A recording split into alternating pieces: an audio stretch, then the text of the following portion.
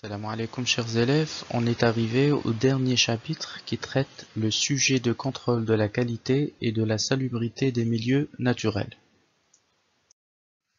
Le contrôle de la qualité et de la salubrité des milieux naturels se fait selon des critères physico-chimiques ou bien biologiques bien déterminés. Ce contrôle va nous permettre de prévoir une pollution éventuelle dans les trois types des milieux étudiés, que ce soit l'eau, le sol, bien l'air, ce qui va nous permettre aussi de prendre les mesures adéquates pour faire face à ces problèmes environnementaux.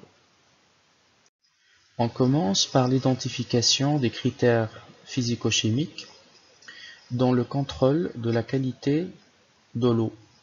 Ces paramètres vont nous permettre d'évaluer et de quantifier la concentration de quelques polluants. La mesure de quelques paramètres se fait sur place, c'est-à-dire dans le milieu étudié. Cette mesure est dite in situ. Les mesures in situ peuvent être réalisées pour évaluer la couleur, l'odeur, le pH, la température et aussi l'oxygène dissous. D'autres paramètres sont mesurés au laboratoire après avoir pris des échantillons provenant de plusieurs points appartenant à la zone étudiée.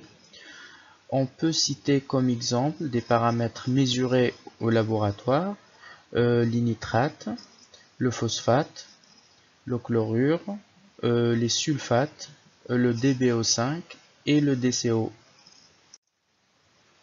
Le DBO5, c'est l'abréviation de la demande biochimique ou bien biologique en oxygène pendant 5 jours.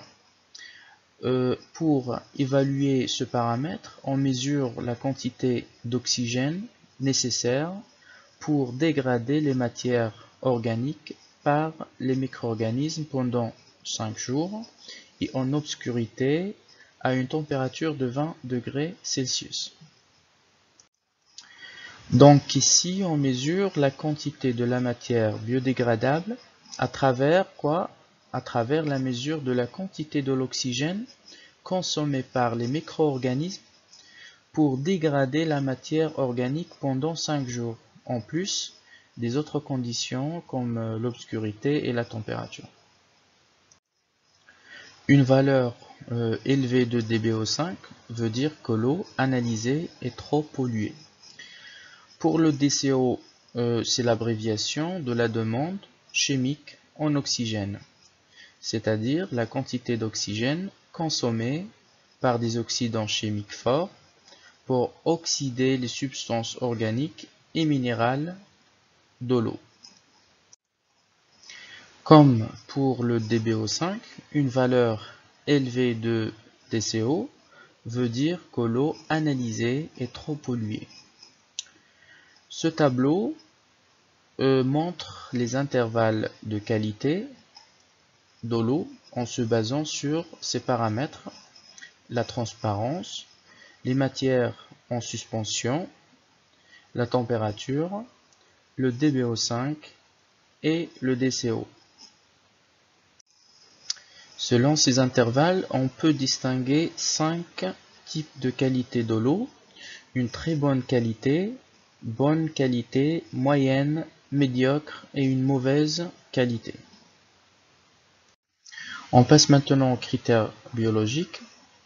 Les organismes vivants dans l'eau peuvent être un bon indicateur de la qualité. C'est ce qu'on appelle les indices biotiques. On peut distinguer deux types d'organismes indicateurs. Les organismes qui sont très sensibles à la pollution organique et aux bactéries sont dits des indicateurs d'eau pure. Quant aux organismes qui ne se développent que dans une eau riche en matière organique, ce sont des indicateurs d'eau polluée. Et pour comprendre le principe d'un bioindicateur, vous faites la comparaison du peuplement entre un milieu aquatique non contaminé et un autre qui est contaminé. Pour le milieu non contaminé, le nombre des organismes sensibles à la pollution et ceux qui ne le sont pas est géré par la compétition interspécifique, c'est-à-dire la compétition entre les deux espèces indicatrices. Quant au milieu pollué, les espèces sensibles disparaissent et les espèces résistantes se développent d'une manière importante. Donc, en analysant la présence d'organismes indicateurs, ce sont les bioindicateurs, dans un milieu aquatique, on peut déterminer la salubrité de ce milieu. Concernant le contrôle de la qualité de l'eau et de l'air, on commence par les normes de contrôle de la qualité de l'air. Donc, pour contrôler la qualité de l'air, on se base sur la mesure de la concentration de certains polluants comme le CO2, le dioxyde de carbone, le CO, le monoxyde de carbone, l'ammonium, les oxydes d'azote, le dioxyde de soufre et les particules en suspension, PES. Donc, en comparant les concentrations obtenues aux normes établies par l'Organisation mondiale de la santé, on peut déterminer si le milieu est salubre ou bien il est pollué. Donc on donne les exemples présentés par ce tableau. Pour une moyenne de dioxyde de soufre sur 24 heures, ne doit pas dépasser les 20 microgrammes par mètre cube. La moyenne annuelle de dioxyde d'azote ne doit pas dépasser 40 microgrammes par mètre cube. Pour la moyenne de l'ozone, O3, sur 8 heures ne doit pas dépasser les 100 microgrammes par mètre cube. La moyenne annuelle des particules dont le diamètre est inférieur à 10 micromètres ne doit pas dépasser 20 microgrammes par mètre cube. Donc, si le milieu, si les valeurs obtenues dépassent les valeurs déclarées par l'Organisation mondiale de la santé, donc on va dire que le milieu est pollué, sinon elle est salubre. Pour le contrôle de la qualité du sol, on utilise l'indice biotique de la qualité du sol, les BQS. C'est un indice qui utilise les bioindicateurs pour déterminer la qualité du sol. Ces bioindicateurs, ce sont des organismes qui vivent dans le sol et qui sont sensibles aux matières polluantes. Pour le calcul de l'EBQS, on utilise une formule spécifique qui prend en considération l'abondance de ces organismes indicateurs, le DI, et leur pouvoir indicateur, le SI. Grâce à l'EBQS calculé, on attribue une note sur 20, donc de 1 jusqu'à 20, au sol échantillonné en utilisant ce tableau de calibrage. Ainsi, on peut distinguer 4 types de qualité du sol: une mauvaise qualité, moyenne, bonne, très bonne et excellente qualité. Donc, un EBQS élevé indique une bonne qualité du sol.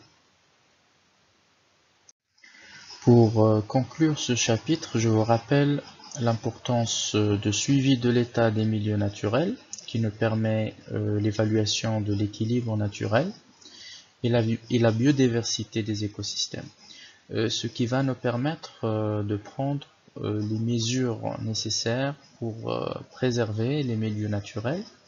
Et parfois, on a recours à la création des réserves naturelles pour protéger les espèces animales et végétales qui sont en voie de disparition. Je vous donne ici l'exemple du parc national d'Al-Hoceima qui a été créé en 2004 sur une superficie de 48 460 hectares, dont 19 000 hectares en zone marine. Je vous remercie de votre attention et je vous souhaite une bonne continuation.